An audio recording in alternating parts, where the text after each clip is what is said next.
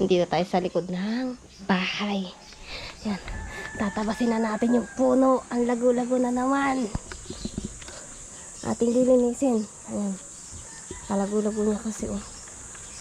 So, sobrang lago niya eh. Nandito tayo sa likod ng bahay. Wala si Jeboy, may trabaho ngayon po. Ngayon ay Friday. Yan tayo ulit for today. Tapos katapos natin magtabas, magluluto tayo. Yan, haggard ang nanay. Aray. Yan, simulan natin. Okay, gan. Let's go.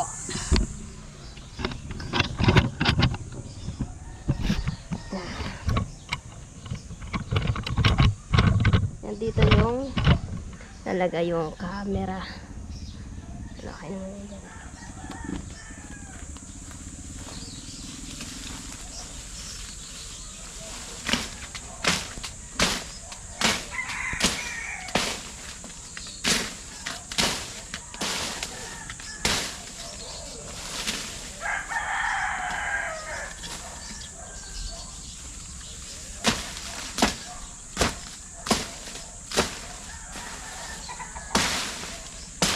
Tapos nating ano, malago na naman siya. Malago siya eh. Kala naman yung dahon. Kailangan ng tabasin.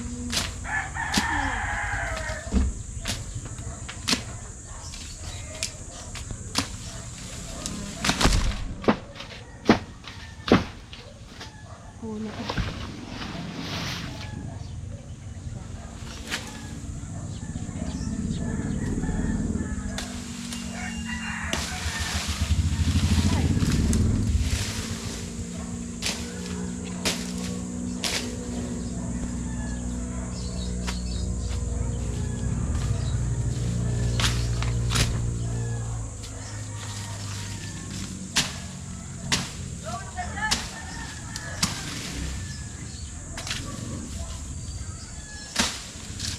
Masyado na siyang matangkad.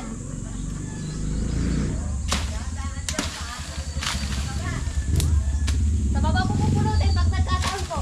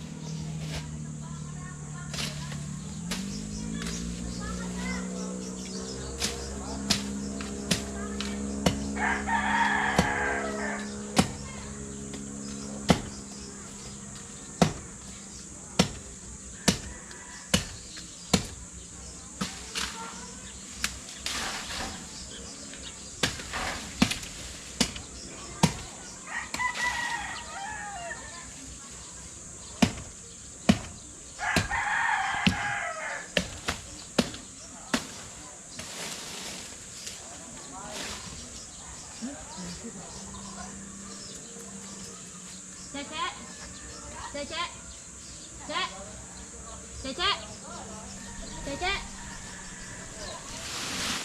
Cece, labas ka dali. Punta ka dito sa may harapan sa kabila.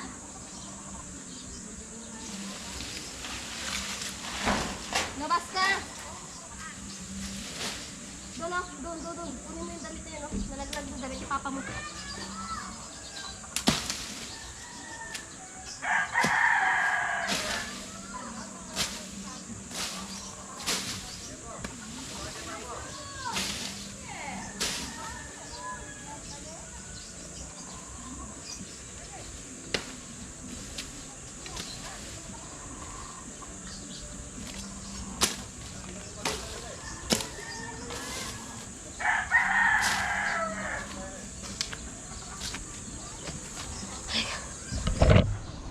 Ayan mga kaigan, tanggal na ulit natin ang dahon. Yan. Ang damo.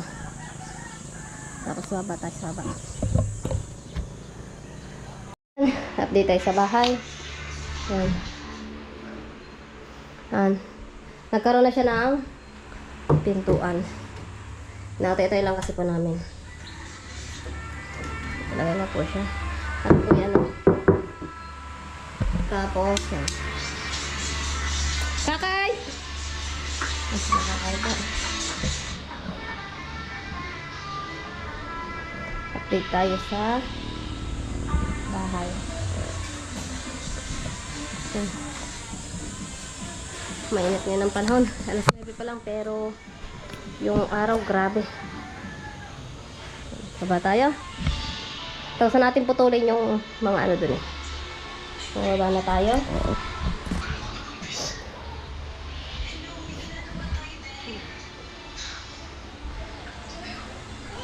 Yung update ngayon sa bahay. Baba po tayo. Tayo ngayon ay magluluto ng tilapia. Yan na rin, nalinis na. Pinalagyan ko na sa anak ko ng asin. Tapos meron tayong buro. Buro tayo.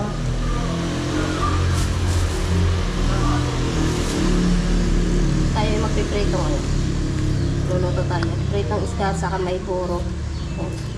Sarap na po yun.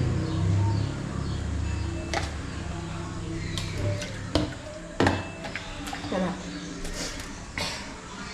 Luto tayo ngayon.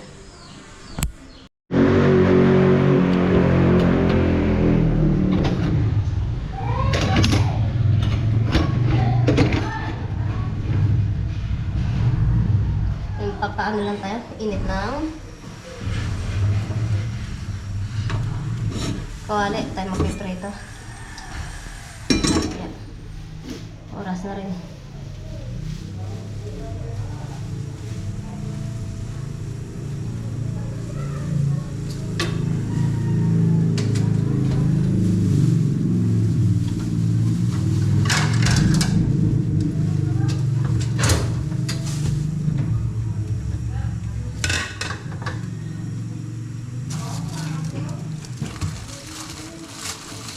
Meron tayo dito ano, just oil.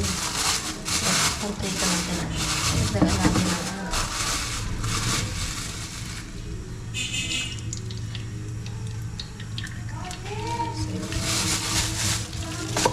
Dagdagan lang natin ng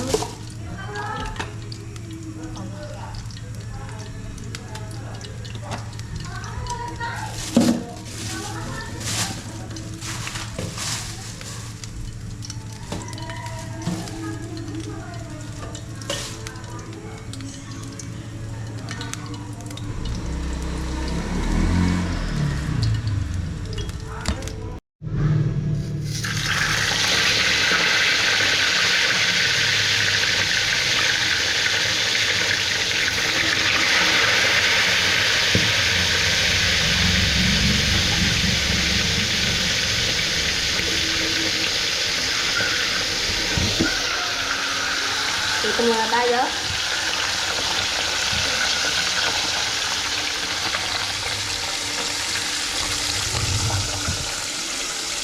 Trabaho ngayon si Kaitan Jeffoy. Yan muna tayo.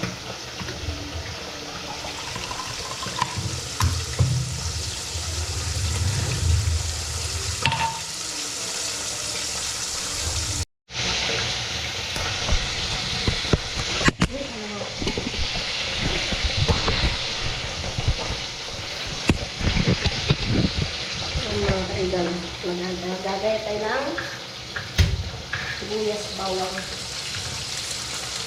pang ano din sa buo.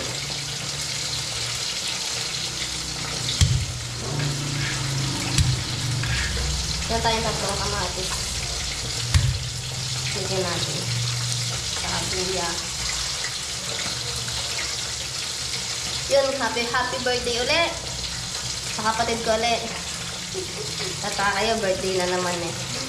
Ayun, birthday po ngayon ng kuya ko. Noong nakaraan, kuya ko din po. Ngayon, kuya ko din po. Yan, happy birthday, kuya. Enjoy ka.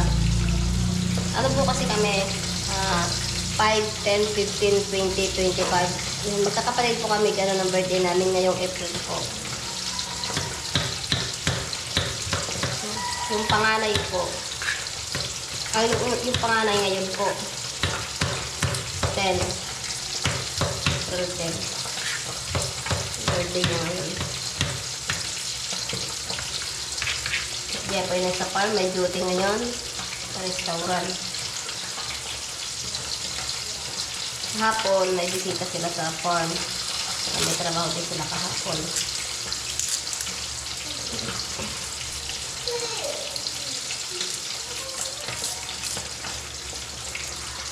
Nautay-utay lang po namin yung mga kailangan sa bahay kasi po hindi naman namin agad-agad yun talaga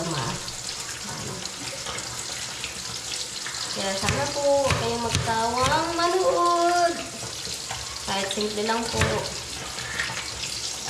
Malaking tulong na po yun sa amin sa pang-araw-araw at saka sa mga ibang gastusin po.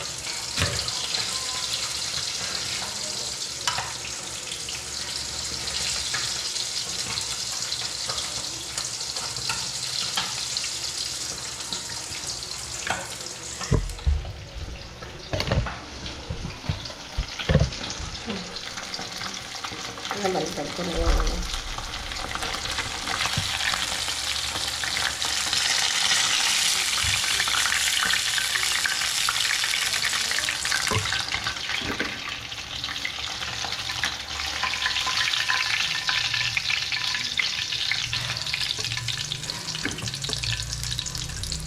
ulam namin ngayon tanghalian.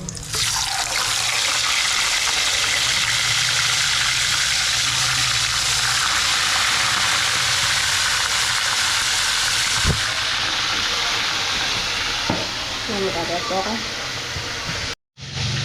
Sarap kasi po dito maraming luya, maraming kamatis. Pag nagluluto ng buro. Dati po hindi ako nakain ng buro kasi nga hindi ko alam. Basta hindi ako nakain ng lahat ng buro. Pero Ilocano po ako pero hindi ako makain ng buro. Pero yung mga kapatid ko, lahat sila kumakain ng buro. Pero sabi ko nga sa isip ko, siguro depende sa pagluluto o sa nagluto ng pagkain ng buro. Pero apart yung mga kapatid ko po nagluluto, masarap pa magluto yun kasi sila mama ko. Hindi talaga ako kumakain ng buro as man. Ayaw kasi ng buro. Pero ngayon, nakain na ako. Paborito ko na siya. O diba?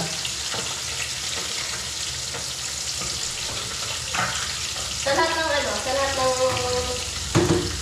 pagkain, buro talaga yung laging sinakain. Laging ginagawa ng mga kapatid ko po noon.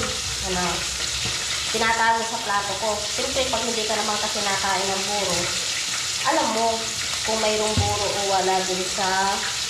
Ayan, meron tayong...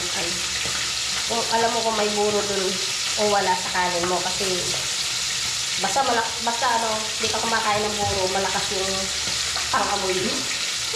Ganun ako. Kaya hindi ako maloko ng mga kapatid ko. Hindi ako mapakain ng mga buro ng mga kapatid ko. Pero ngayon, niloloko nila ako, sabi niya, kumakain ka na ng buro. Sabi ko, kumakain ako ng buro. Kaya yun, nagluluto ng mga kapatid ko, napapakain na nila ako. Pero dati talaga, hindi. Sabi nila, pag ring may mga sira ang, hugasan ko na lang. So, nang ganito ang sira ang mga dahon.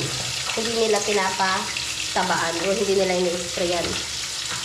Kaya mas, yung dahon natin.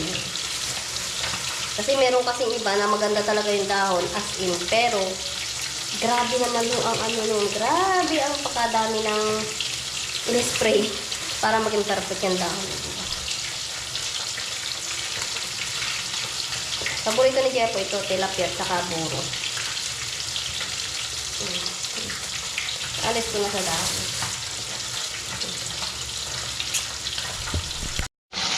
O, ayan, naluto na ulit. 5 piraso po kasi.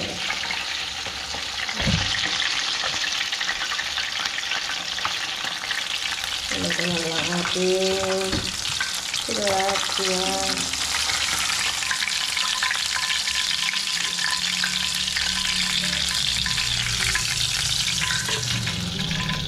Tapos dyan, sa pinagpintuhan na yan, dyan na tayo magpiprito lang. O dyan na tayo magpipisa.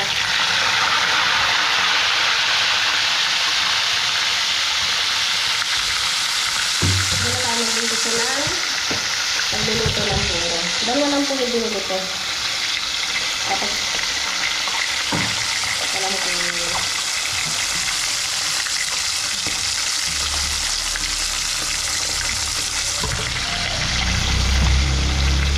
Diyan na rin ako magigisa.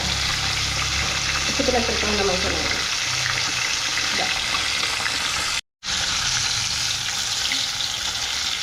Mga kaigan, nakaluto na ulit tayo ng isa.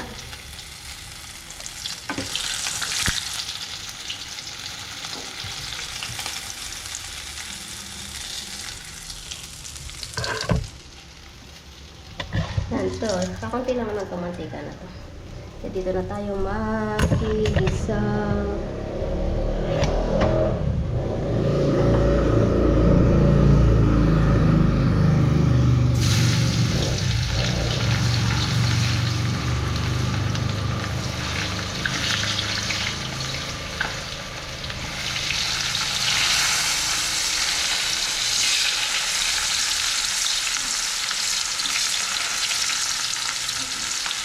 Ilalagay na natin ito.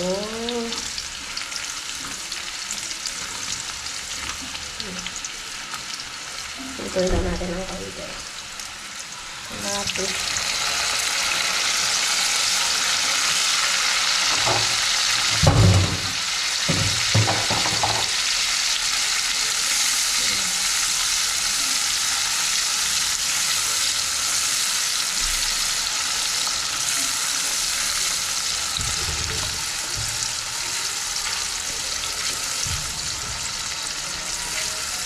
sayang kasi yung ano po, pinagpertuhan.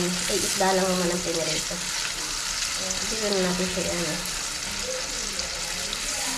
Ituloy lang natin yung ano, kamatis. Ito natin yung buro. Ito na siya.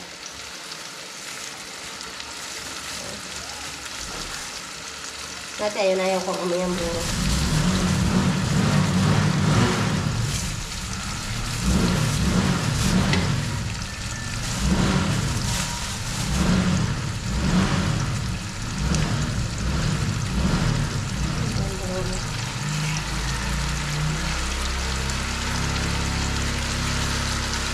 Masarap pa rin siya sa ano.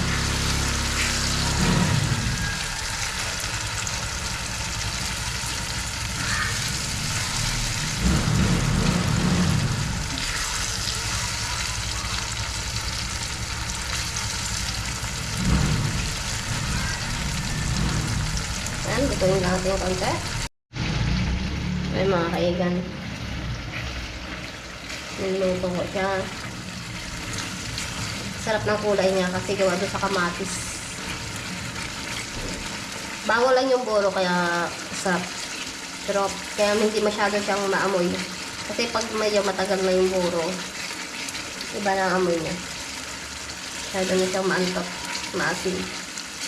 Pero yung iba, gusto yun. Pero ako hindi ko. Gusto ko yung ano lang. Yung bago, yung hindi masyadong maasim. Para hindi masunog yung baba. Hinahalo ko na hinahalo.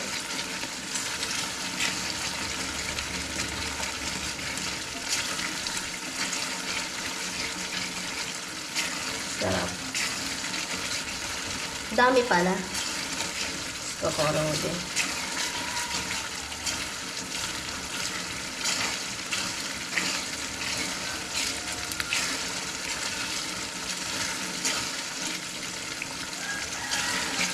Wala na ganito karami yung dalawa.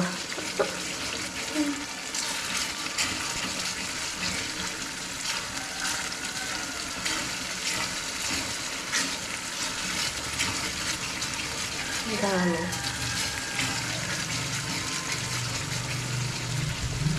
May mga kaigan. Nakaluto na tayo ng buro.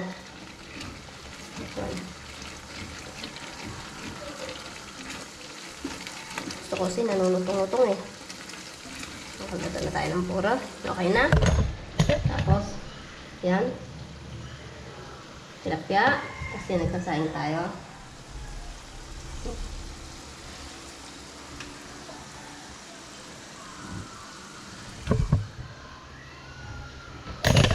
Yun. Saing na tayo. Luto na lahat. Yan, nakaluto na po tayo mga kaigan. Ito lang namin yung kanin at may kakain na rin. Oras na rin.